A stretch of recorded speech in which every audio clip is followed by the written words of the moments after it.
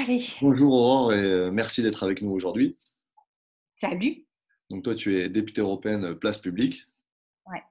Donc tu as un regard, je suppose, attentif sur ce qui se passe notamment au niveau de l'Europe. Après plusieurs semaines de confinement et donc aujourd'hui une nouvelle étape, quel regard tu portes sur la gestion de cette crise au niveau européen?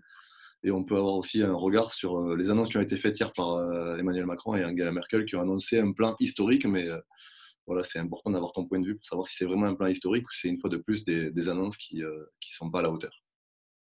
En fait, j'essaye d'avoir un point de vue à peu près factuel sur l'Union européenne, à un moment où, en fait, c'est devenu un espèce d'objet, soit qu'on encense parce qu'il faut l'encenser, parce que ça fait bien, parce que c'est convenu, etc. Soit qu'on matraque en permanence, mais même chose, on ne sait pas vraiment pourquoi. Donc l'idée, c'est d'avoir un regard assez factuel. Et en fait, on se rend compte que l'Europe, elle est très critiquée aujourd'hui pour ce qu'elle n'a pas pu faire, parce qu'en fait, elle n'en avait pas les moyens. Par exemple, sur la question de la santé, elle ne peut rien faire, l'Union. Elle a pas les, elle a pas, ça lui est pas autorisé. Sur les questions sociales, même chose, en fait, on a très peu d'argent parce qu'on n'a pas la capacité comme ça de lever l'impôt. Donc finalement, ce qui est reproché aujourd'hui à l'Union, c'est ce qu'elle ne peut pas faire, en fait. Et c'est ce qu'on aurait aimé qu'elle fasse, mais qu'elle n'a pas le droit de faire.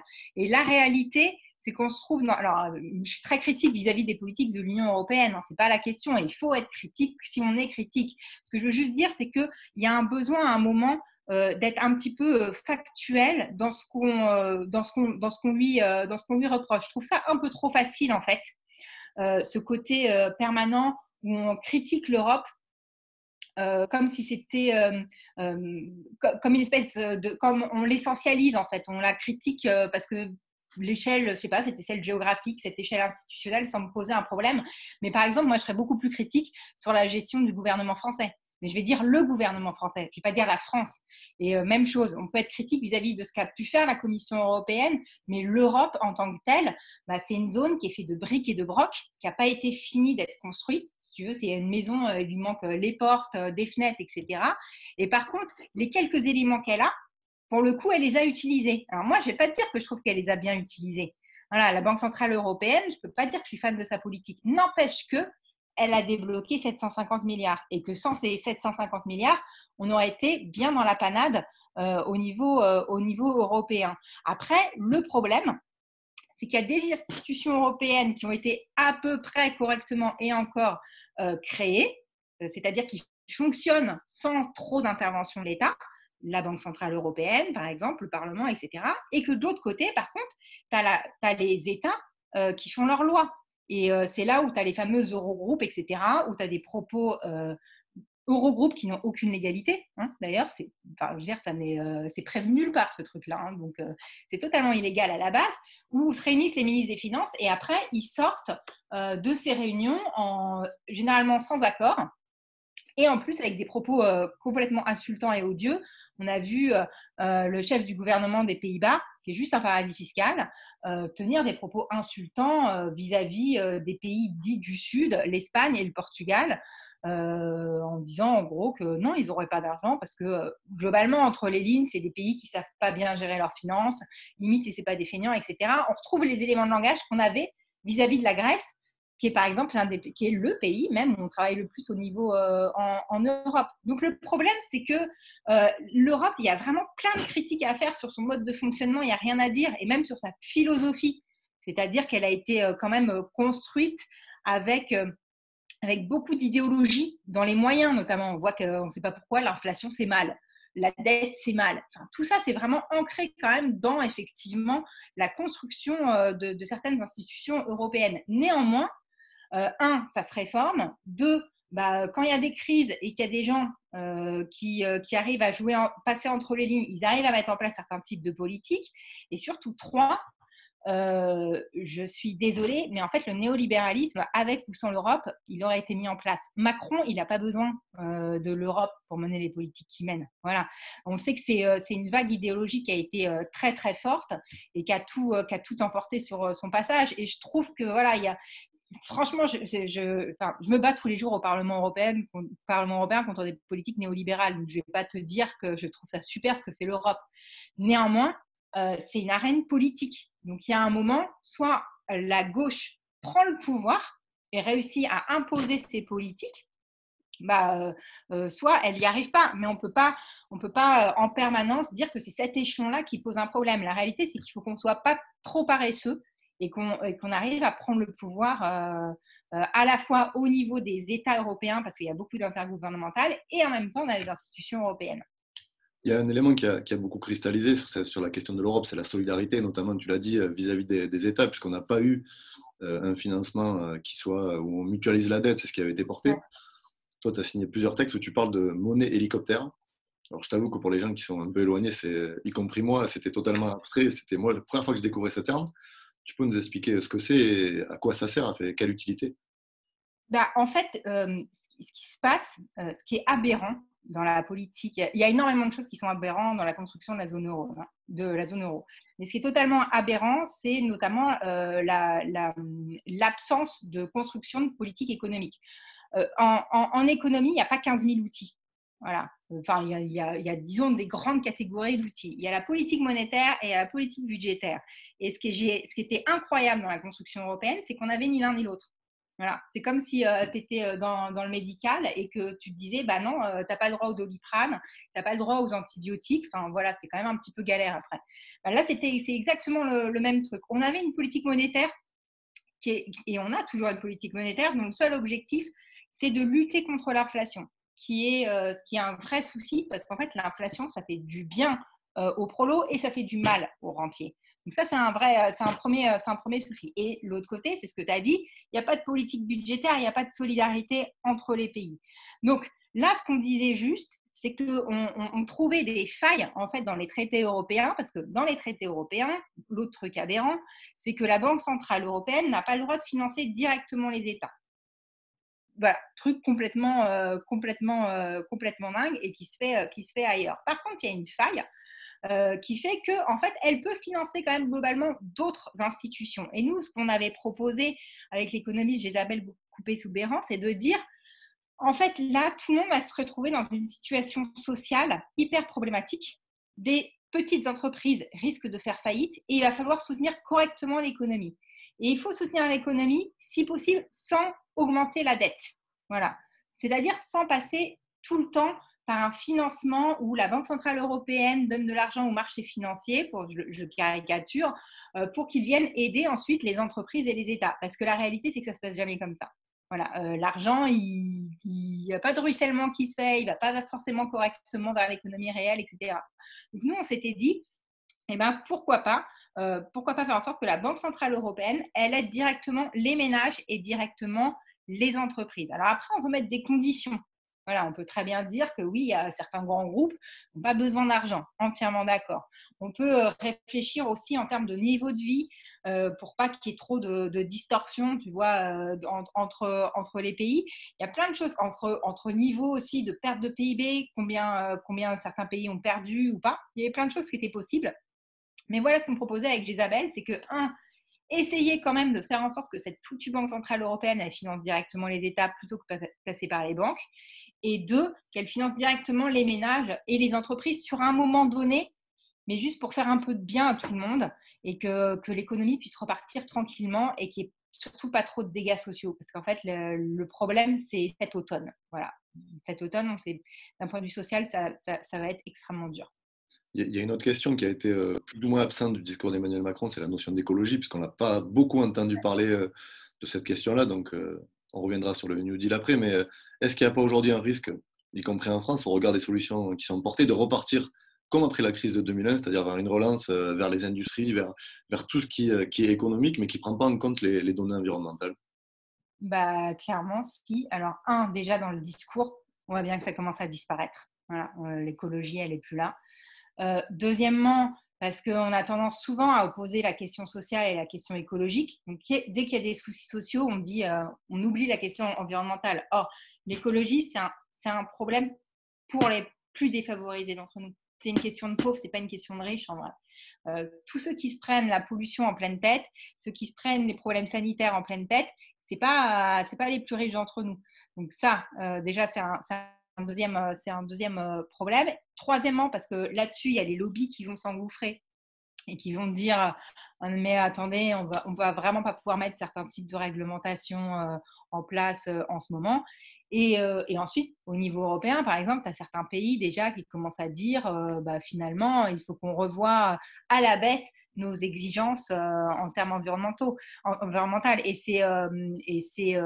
C'est souvent des pays très, très, très à droite. Donc, ouais, il y a un vrai risque. Et de toute façon, il est déjà là parce que la Banque centrale européenne, qui normalement est censée flécher plus ou moins ce qu'elle achète, a déjà complètement oublié de commencer à appliquer ce qu'on appelle la taxonomie, c'est-à-dire de faire en sorte d'aller plutôt vers du vert et pas trop vers des énergies fossiles. Donc ouais, non, le risque, il est très très présent de retourner à un monde bien pire que celui qu'on avait avant le Covid, quoi.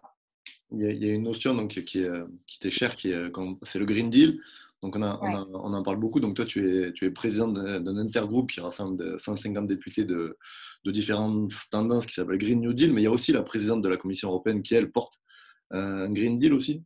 C'est la Ouais. même chose ou c'est deux choses qui sont totalement opposées? Alors moi, Je pose la question, mais je connais peut-être un peu la réponse, mais ce serait bien que tu nous expliques. ouais. En fait, le Green Deal qui est porté par la Commission, c'est un premier pas en termes de vocabulaire, mais il reste complètement dans un truc assez naïf, quoi. En gros, il y a la croissance, on met du vert, on met croissance verte et tout va bien se passer et on va avoir une transition écologique. La réalité, c'est que l'argent qui est mis sur la table, il n'est pas assez élevé. Ça, c'est le premier point. Il propose 1000 milliards sur 10 ans, là où il faudrait au bas mot 1000 milliards par an. Voilà, minimum. Donc, on n'est pas du tout dans les clous. Ça, c'est le premier point. Ensuite, il y a beaucoup de croyances dans la technologie. C'est-à-dire que leur Green Deal, c'est un peu, on va trouver à un moment une solution technologique qui va nous permettre de faire comme avant. Voilà, c'est vraiment ce truc-là. Et ben non, enfin, pour l'instant, on n'a pas de rupture technologique. Et par contre, on a 10 ans pour tout changer. Donc, on ne peut pas non plus miser là-dessus. Ensuite, l'autre problème, bah, c'est qu'il manque la dimension sociale. Voilà. Il y a pas de dimension, il y a pas de dimension sociale dans ce Green Deal, quoi. Tout simplement. C'est-à-dire qu'on ne parle pas d'inégalité sociale et environnementale. On ne parle pas d'éradiquer la précarité énergétique, on ne parle pas de tout ça, qui est l'essentiel à mon avis. Donc ça n'y est pas. Et ensuite, il manque un autre point qui est le dialogue avec les partenaires sociaux. C'est-à-dire que tu ne peux pas te dire que tu vas faire un Green Deal et que tu vas essayer de tout changer sans que ça se fasse avec les partenaires sociaux, avec les syndicats, avec les ONG. Et je serais tentée de dire sans faire un plan. Voilà. On a vraiment besoin de planification. Moi, ça fait très longtemps que je défends cette idée. On a besoin de planification au niveau national, au niveau territorial et au niveau européen aussi. Si on veut y arriver, à un moment, il faut qu'il y ait une instance de dialogue où tous les partenaires se retrouvent autour de la table pour pouvoir mettre en place un Green Deal. Donc ça, c'est le Green Deal de la Commission. Moi, ce que je propose, bah, c'est, tu l'auras compris, c'est l'inverse, c'est-à-dire un Green Deal social où on lutte contre les inégalités sociales et environnementales avec, avec une politique industrielle européenne. Voilà, il nous faut une politique industrielle verte, notamment dans les énergies bas carbone. Il nous faut un plan de rénovation thermique des bâtiments pour éradiquer la pauvreté environnementale. Bref, il nous faut quelque chose de bien, bien plus ambitieux. Et puis tout ça avec de la planification. Voilà. Et l'idée, c'est de réussir à travers ce plan de créer des millions d'emplois parce que, en fait, la transition écologique, c'est pas destructeur d'emplois. Effectivement, ça va détruire des emplois dans certains domaines, ça c'est sûr.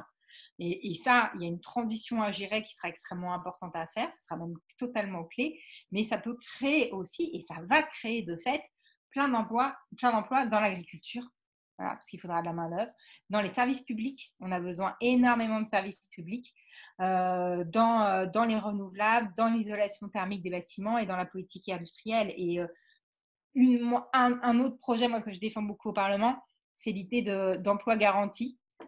C'est d'employeurs en dernière sorte, comme avait fait Roosevelt. Je ne sais pas si tu connais ça, mais Roosevelt, dans les années 30, au moment de la crise, en gros, tu avais alors lui, c'était très limité. Il avait fait ça pour les jeunes mecs de moins de 25 ans en disant comme ça, ils tomberont pas dans la délinquance. Voilà, je te fais le raccourci.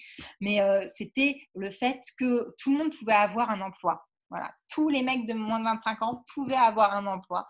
Et c'est eux qui ont construit les parcs naturels aux États-Unis, etc., etc. Et là, je trouve qu'il nous faudrait exactement le même mécanisme au niveau européen. Et c'est d'autant plus vrai avec la crise. Il nous faut un mécanisme d'employeur en dernier ressort, de garantie de l'emploi, notamment fléché vers la biodiversité. Voilà, que chaque jeune Européen puisse avoir ce type d'emploi. Tu sais, ça fait penser un peu comme territoire zéro chômeur, en fait. Parce qu'il y a des besoins, il y a plein de besoins d'ailleurs, qui ne sont pas satisfaits ni par l'État ni par le marché en ce moment. Et il faut qu'on puisse s'occuper de la biodiversité à peu près correctement. Puis en France, il faudra un jour embaucher des fonctionnaires d'ailleurs. J'en profite de cette petite parenthèse pour dire qu'on n'a pas assez de fonctionnaires en France et qu'il va falloir en embaucher. Donc voilà, donc c'est deux types de Green Deal différents. Justement, tu parlais de fonctionnaires et tu as évoqué les inégalités. Pour revenir sur le territoire français, on sait que le personnel hospitalier a été extrêmement sollicité et qui sont Ouais. mobilisés quasiment depuis une année dans un silence assourdissant au niveau des réponses politiques. Olivier Véran, il a présenté dans le JDD les premières lignes de son futur plan de l'hôpital public.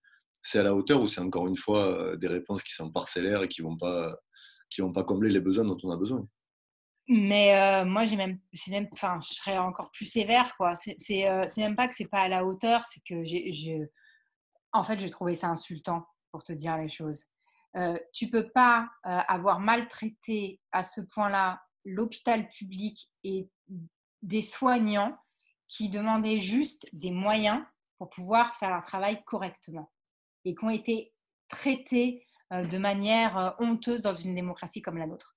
Donc ces gens-là ont été maltraités, ils ont été au charbon là. Voilà, ils étaient en première ligne tout le temps. Ils sont épuisés, ils sont fatigués et ils ont toute la légitimité d'être en colère parce qu'ils avaient prévenu.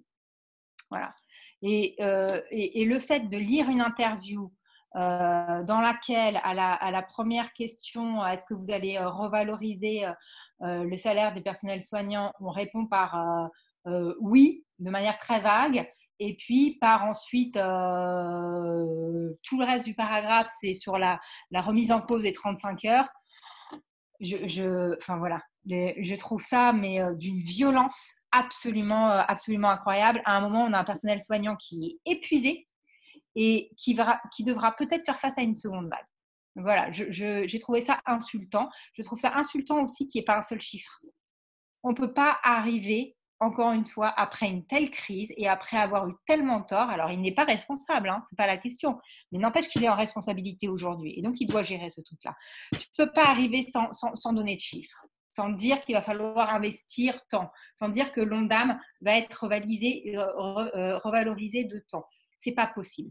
C'est pas possible. Genre, moi, cette interview m'a profondément choquée et m'inquiète pour la suite. Voilà, j'ai l'impression que le monde d'avant va revenir beaucoup plus vite que prévu. Il est même dans les éléments de langage, ça ne change pas.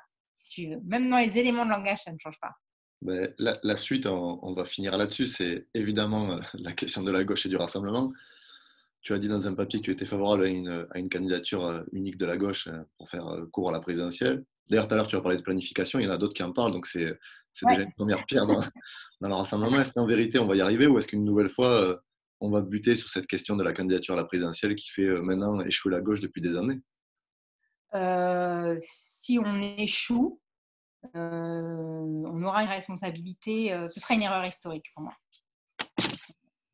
Compte tenu du fait que le Rassemblement national est régulièrement au second tour dans ce pays, compte tenu du fait qu'on a un pouvoir profondément arrogant et incompétent, euh, compte tenu du fait qu'à gauche, sur l'arc social et écologique, il y a beaucoup d'accords, il y a très peu de désaccords. Tu citais la planification. La planification, Europe Écologie Les Verts en parlaient à travers l'IPIET il y a des années. La France Insoumise en parle, j'en parle, d'autres en parlent, que ce soit Parti Socialiste, la place publique. Donc, bref, il y a quand même plein d'éléments de convergence, me semble-t-il. Donc, ça veut dire que ce serait qu'une question de personne, qu'une question de tactique, qu'une question de ça y est, mon heure est venue. Mais en fait, ce n'est pas l'heure d'une personne. C'est l'heure de mettre en place des politiques d'intérêt général. C'est l'heure de réparer notre pays. C'est l'heure de s'occuper des soignants, des caissiers, des caissières, de nos enfants qui ont vécu quand même pour eux quelque chose d'assez traumatisant, je trouve. C'est l'heure de mettre en place la transition écologique. C'est l'heure de remettre l'économie à sa place et de servir l'intérêt général. Voilà, c'est pas l'heure de un tel ou une telle. C'est l'heure de l'intérêt général. Donc, soit on sera en capacité de répondre à nos responsabilités finalement, et j'espère qu'on le fera. Voilà, j'espère. Sinon, on sera minable en fait. Voilà, je te le dis franchement. Sinon, on sera juste minable, on ne sera pas à la hauteur. Et j'espère vraiment qu'on sera à la hauteur parce qu'il est urgent de tout changer. Mais merci Aurore pour nous avoir accordé ce moment et merci de ton regard sur l'actualité et bon courage pour le Parlement européen. Merci, merci à toi, bon courage aussi.